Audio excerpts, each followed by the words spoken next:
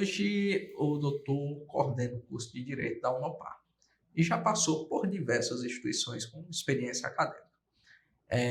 Eu queria saber, hoje, a Unopar, ela sempre teve a questão de excelência em ensino à distância, né? Uhum. Mas o curso de Direito não é um curso à distância. O curso de Direito é um curso presencial, que exige toda essa demanda, para além do conteúdo, as extensões. E qual seria o diferencial de hoje, o curso de Direito da Unopar, a qual você coordena, dos demais cursos? Como você pode ofertar como gestor coordenador? Excelente. Breno, eu posso lhe dizer que são vários os diferenciais, tá? Desde o momento em que o aluno ingressa até o momento em que o aluno está na instituição e também pensando no nosso futuro egresso, a gente já tem políticas muito bem desenvolvidas para os nossos alunos, né? Falando do início, poxa, professor, para poder acessar a Unopar, tem algum diferencial? E aqui eu tenho um orgulho muito grande, porque eu trabalho numa instituição que, como você bem disse, ela por muito tempo foi conhecida pelo ensino à distância, é uma instituição tradicionalíssima, não é? Para quem não conhece, é a Universidade Norte do Paraná, fundada ali em 1972, então já fizemos aí mais de 50 anos e fazemos parte de uma grande holding de educação, não é? Que tem aí, dentre outras bandeiras, Anhanguera, Pitágoras, e isso traz uma força muito grande para a nossa instituição, para o nosso curso, por quê? Porque devido a essa força nacional que a gente tem, a instituição tem a possibilidade de democratizar o acesso ao ensino jurídico, inclusive, Breno, ofertando bolsa 100% integral custeada pela Unopar.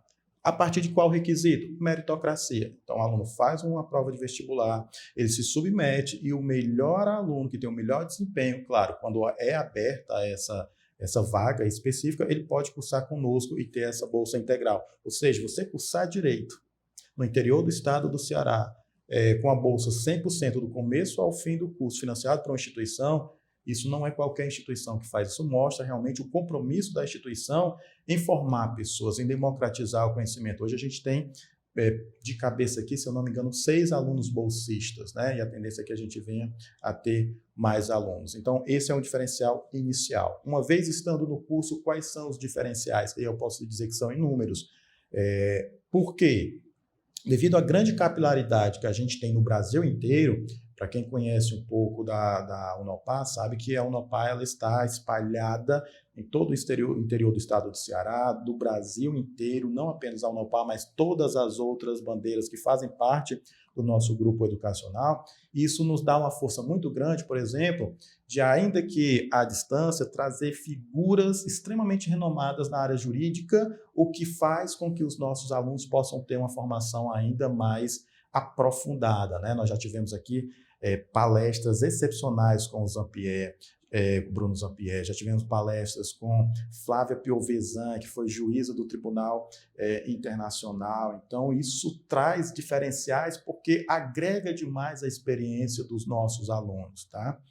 Além disso, professor, nós temos um modelo de ensino-aprendizagem que não avalia o aluno só na prova, só no trabalho.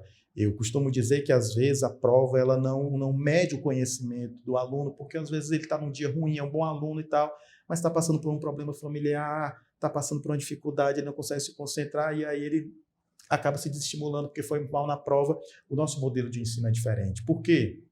Porque o aluno ele não é avaliado tão somente no dia da prova ou quando ele faz um trabalho. Ele é avaliado continuamente. Ele tem atividades dentro, por exemplo, da nossa plataforma, do nosso ambiente virtual, onde antes de ir para a aula, o aluno já tem ali um pequeno spoiler do que o professor vai trabalhar.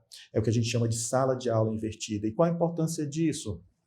É porque isso confere para o aluno um senso de autonomia, de responsabilidade. E aí ele casa aquele conhecimento prévio, vai para a aula com o conhecimento prévio, faz com que aquilo que o professor fala em sala de aula acabe tendo uma profundidade muito maior, muito melhor do que o aluno ir às cegas, como na minha época eu ia para a sala de aula sem sequer saber o que o professor ia falar na aula seguinte. Aqui já tem tudo devidamente organizado, sabe? Então, o aluno ele se torna o protagonista do processo de ensino-aprendizagem. E isso é um grande diferencial e nós estamos partindo, eu posso dizer a vocês, para um dos grandes diferenciais, que é buscar o estudo cada vez mais nesse processo de ensino-aprendizagem de forma personalizada.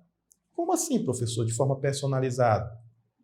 Nós temos uma ferramenta dentro do nosso sistema, utilizando a inteligência artificial, por exemplo, que ele consegue identificar os gaps que os nossos alunos têm.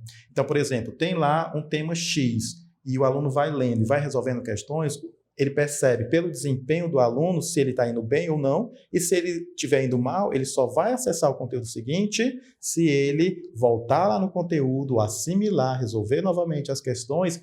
E qual é a importância disso? É porque não faz mais aquele conteúdo genérico.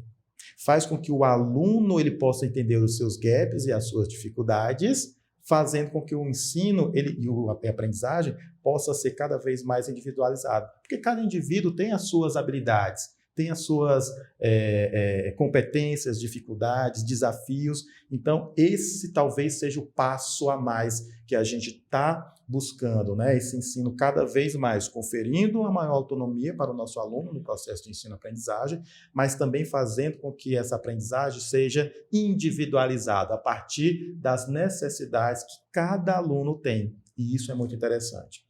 Aqui na nossa instituição, a gente também adota, desde o início do curso, como eu falei no bloco anterior, as chamadas metodologias ativas, práticas jurídicas simuladas, onde nós passamos 3, 4 meses ensinando a parte teórica para os nossos alunos e, ao final, os nossos alunos vão colocar aquilo em prática, sendo que a cada semestre o aluno vai vivenciar uma dinâmica diferente. Ou ele vai participar de uma audiência simulada, ou de um júri simulado, ou vai escrever um artigo científico, ou vai participar de um torneio de perguntas jurídicas. Enfim, ele vai vivenciar dentro da academia. Inclusive, fizemos no semestre passado uma espécie de simulado que eu desconheço em qualquer instituição, onde nós emulamos 3 etapas.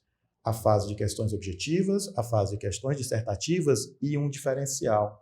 Nossos alunos, né, aqueles que tiveram melhor desempenho, foram para uma terceira etapa, emulando uma fase oral de concurso público, numa banca onde era sorteado ali questões e ele iria se submeter àquela banca para testar os seus conhecimentos. Então, a gente vivencia na academia uma série de práticas e metodologias que fazem com que os nossos alunos tenham esses diferenciais, de não ficar tão somente na teoria, de ir para a prática e ter também como auxiliar e não como protagonista a nossa ferramenta no sistema que faz com que o aluno tenha essa autonomia no processo de ensino-aprendizagem.